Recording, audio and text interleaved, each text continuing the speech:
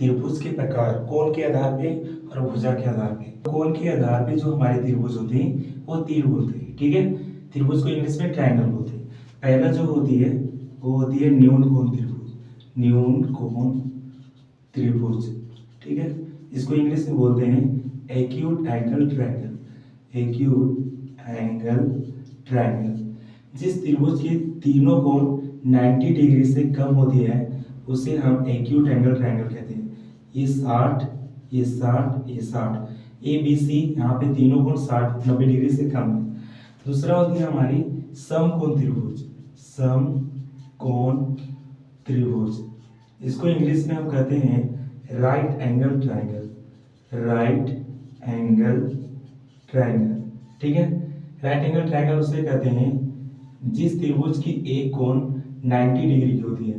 कोण A B C, यहाँ पे कोण बी बराबर 90 डिग्री है, उसे हम समकोण त्रिभुज कहते हैं।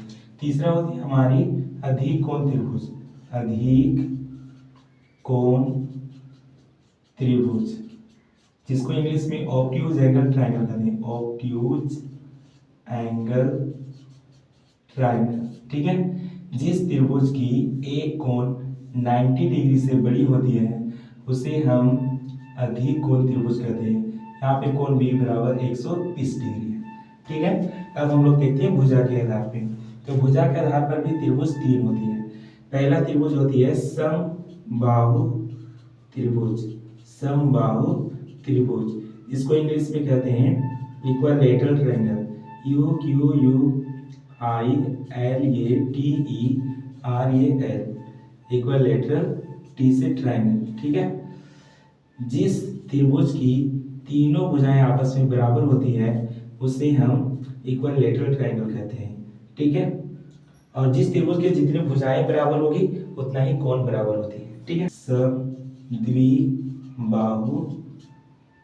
त्रिभुज, समद्विबाहु त्रिभुज, जिसको इंग्लिश में कहते हैं isosceles triangle, ISOSCELES, isosceles triangle. जिस त्रिभुज की दो भुजाएं आपस में बराबर होती हैं उसे हम आइसोसेलेस ट्रायंगल कहते हैं।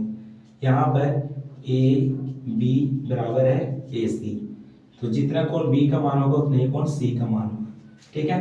और तीसरा होती है विषम बाहु त्रिभुज, विषम बाहु त्रिभुज, जिसको इंग्लिश में कहते हैं स्क्लेंट ट्रायंगल, SCALENE, स्क्लेंट ट्रायंगल। जिस त्रिभुज की तीनों भुजाएं अलग अलग होती है उसे विषम बाहु त्रिभुज कहते हैं।